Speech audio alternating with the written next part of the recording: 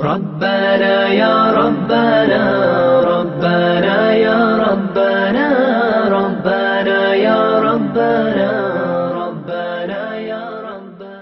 Assalamualaikum warahmatullahi taala wabarakatuh. Waalaikumsalam warahmatullahi wabarakatuh. Ini bertanya, kenapa manusia suka dengan dosa? Padahal dia sudah tahu akibatnya. Terima kasih. Suka dosa, Suka melakukan dosa. Karena dosa itu ibarat makanan hawa, ibarat makanan nafsu kita. Jadi nafsu kita ini selalu etek-otek di setan, sehingga suka dengan dosa, melakukan dosa. Karena dosa ini ibarat makanan yang lezat menurut hawa nafsu kita. Kalau kita menuruti hawa nafsu, maka dosa itu makanannya. Jadi kenapa orang suka dosa? Karena dia lupa dengan apa yang akan terjadi setelah kehidupan ini. Setelah mati, apakah dia intinya melupakan akhirat. Imannya sudah tidak dipakai, sudah dilepas, sehingga maksiat ataupun dosa selalu menjadi santapan setiap hari. Jadi senang karena sudah menjadi makanan tiap hari, maka di situ dia kalau meninggalkan dosa itu ibarat tidak enak. Ibarat orang senang sholat duha misalnya, kemudian meninggalkan sholat duha itu nggak enak. Ibarat begitu. Jadi dosa itu kalau sudah sering dilakukan tanpa adanya taubat, tanpa adanya usaha untuk meninggalkan dosa itu, maka dosa itu menjadi makanan pokok, lezat. Tapi kalau kita ada usaha untuk meninggalkan, kita berusaha untuk mendekatkan diri kepada Allah, maka di situ pertolongan Allah akan ada. Ya, jadi selama ada usaha, insya Allah Allah akan hadir di dalam hatinya dan memberikan hidayah. Datangkan.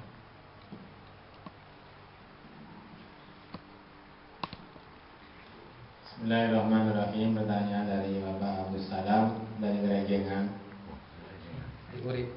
Dari Urip Selatan. Jauh. Mengapa manusia itu kok senang berbuat dosa? Pertanyaannya bagus sekali. Nabi Muhammad sallallahu alaihi wasallam Allahumma shalli wa sallim alaihi. Khuffatil jannatu bil makarih wa khuffatin naru bisyahawat.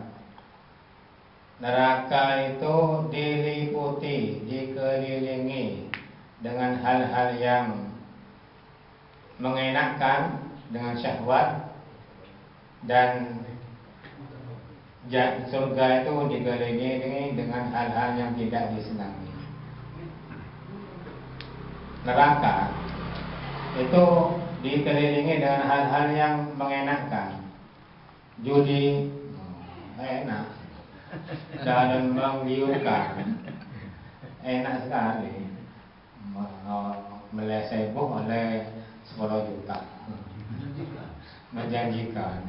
Tapi itu adalah tipu muslihat dari setan yang akan menjerumuskan kita kepada kesengsaraan. Zina begitu juga. Oh enak, diliputi dengan enak-enak. Pokoknya neraka ini diliputi dengan enak-enak toh. Bercumbu rayu,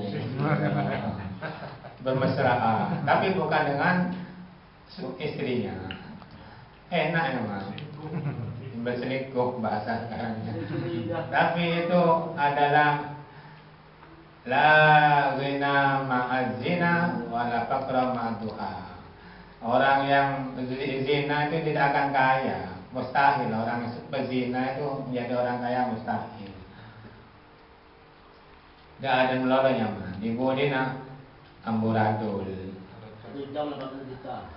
Ya itu.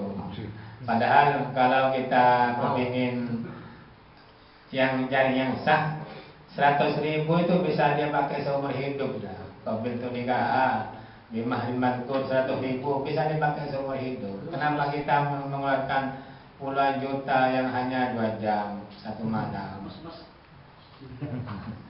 Pokoknya yang enak-enak itu adalah neraka itu diliputi yang enak-enak. Korupsi, koruptor, korupsi itu enak 1 miliar, 1 triliun, berapa miliar, triliun, enak banyak uangnya di bank banyak, enak ada yang makin akhirat tidak lepas dari hukuman dunia, hukuman akhirat tidak akan lepas dari hukuman Allah Subhanahu wa taala.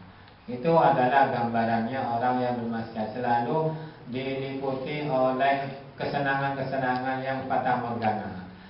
Kelihatannya menyenangkan, tapi kenyataannya ada itu neraka. Kalau surga diliputi oleh hal-hal yang tidak menyenangkan, seperti sekarang ini, menyenang dengan banyak istirahat sama keluarga, kita paksakan diri untuk bersolawat, kita paksakan diri untuk ngaji ilmu, kita paksakan diri untuk bersilaturahim. Dah enak emang. Tapi kalau sudah kulino, sudah terbiasa, meninggalkan seperti ini menjadi ketagihan. Jadi kebalikan dari orang yang senang ke neraka itu.